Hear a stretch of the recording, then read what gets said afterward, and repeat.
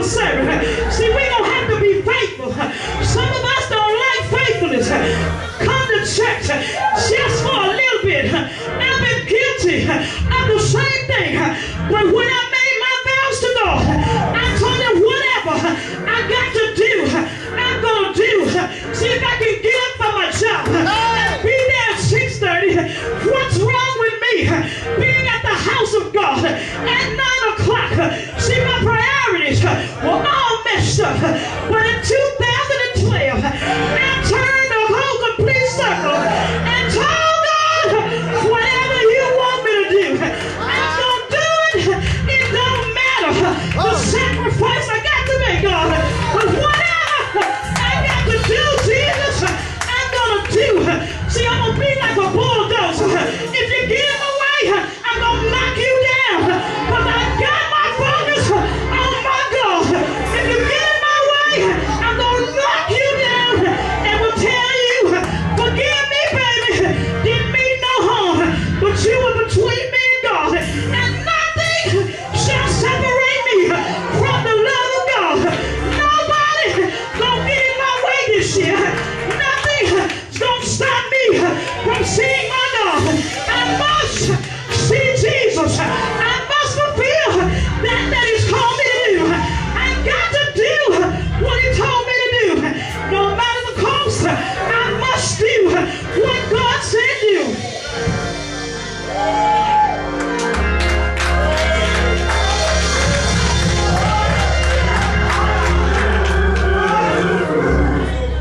But I thought about that baker.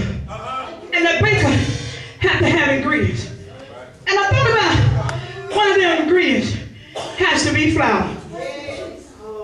And when I looked at flour, most folk think flour is white. But it's really an off-white color. And it's soft to the touch, but it's bitter to the taste. And how many know that sometimes saints will appear like they're pure?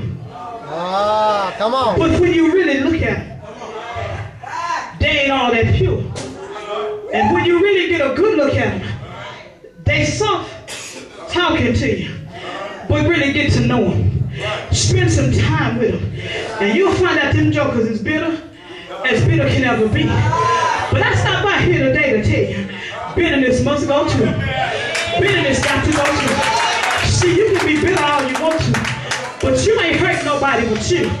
And if I was you, I wouldn't let nothing separate me from God. But see, we got bitterness in us.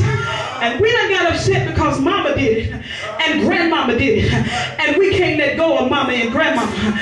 Well, I stopped by to tell you, they not God. And if I was you, I would get rid of that stuff. Anything that would separate me from God, I would get rid of bitterness. Yes, I would. Because what happens is you got to understand that flour comes in two flavors. It comes in regular and it comes in self-rising. And regular flour means that it has nothing in it. But when you put it in the master's hand. Come on, come on. When you put flour in a master's hand, in a master baker's hand, he knows exactly what that flour has need of. He knows what it needs, and he knows how much it needs. See, grandmama used to say a pinch of this and a pinch of that, and I could never figure out what a pinch was, but grandmama knew what a pinch was. Well, I come to the conclusion, if grandmama knows what a pinch is, Jesus knows all of my needs, and he knows what I have need of. So if I'm regular flour, I don't mind God adding what I need to me, but I don't want to be self-rising. See, self-rising is them self-righteous folk who think they already got it together, who think they all right. But the Bible says that a man is right in his own eyes. Well, I stopped by to tell you, which one are you? Are you regular flour or are you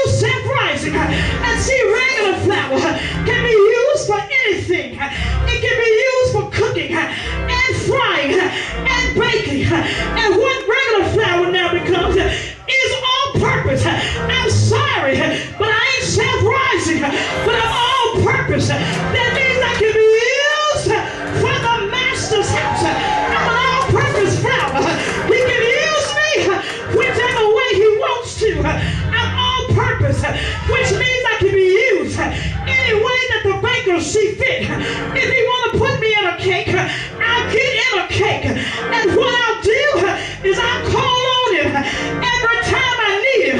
Call on him when I don't need him. I'm just going to call you because you told me. I can call you in the morning. I can call you at night. I can call you in the wee hours. Whatever time, I'm going to call you.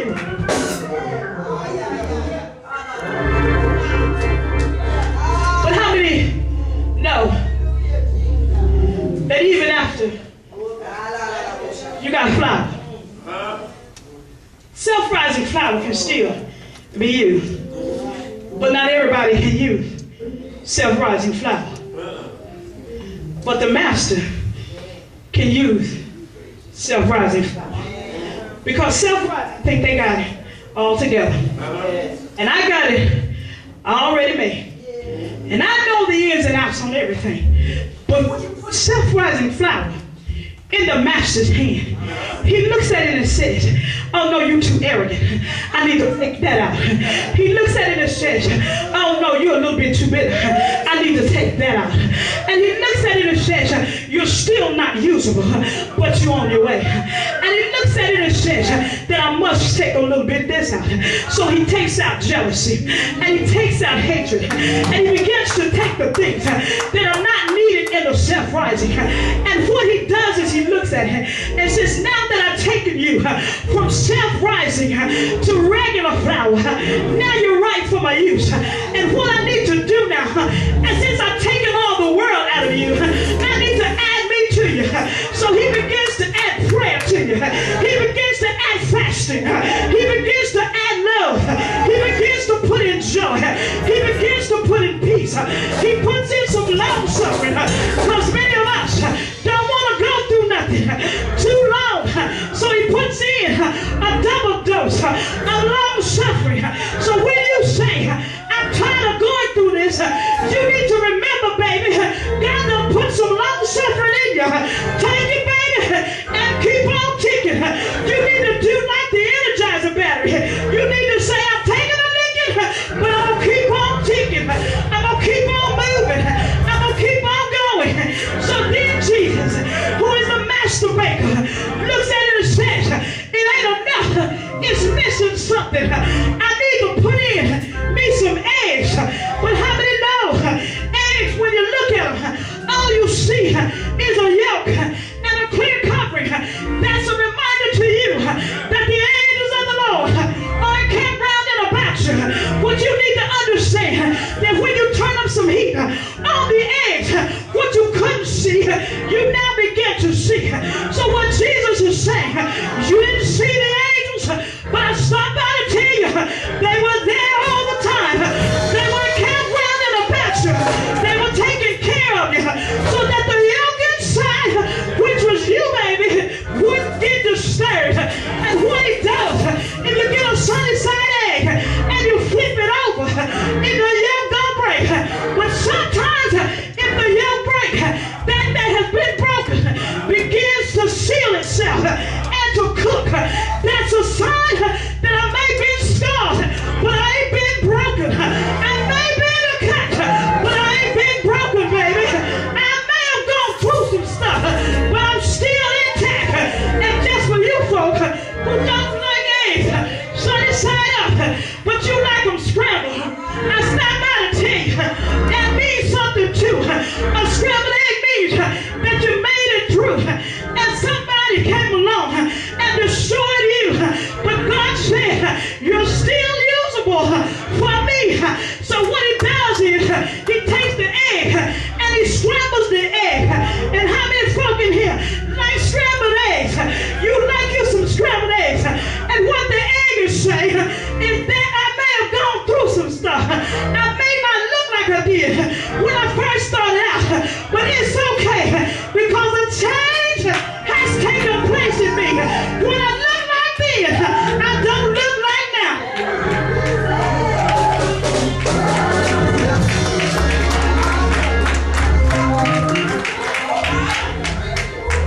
But how many know that he ain't through there? There's some flour, and then you got your egg. But how many know that he has to have water. And what the water does is it holds it together. How many know that when you add water to something, it changes the consistency of it? But the Bible says, how can two walk together except they agree? And when you add water to flour, it changes the consistency of the flour. And it causes the flour and the egg to unite themselves together. And when they unite themselves together, you don't see what's in the consistency. All you know is together. You don't know what it's been through or what it had to deal with to get to where it is. All you know is it's together. But how many know that when the water goes in, the water says to the egg, join me. And the water says to the flour, join me. And how many know that what God put together? Yes, all right. How many know what God put together? Can't nobody do nothing with it. See, when God puts you together, can't nobody touch you. So you can tell them you can't touch this in 2020. Because God done put me with some water now. And sometimes we got to have water. Because you know they told us a long time ago what water did was a cleansing. It cleansed you. So you had to cry sometimes. They used to sing a song, I don't know why I have to cry sometimes. It don't matter why I got to cry. Just let me cry. If God is cleansing me, just let me cry. Sometimes I like to cry and don't know why I'm crying. Because that tells me God is doing something just for me. So it's all right to cry. If you need to cry, cry. But not everybody want to go in the bowl.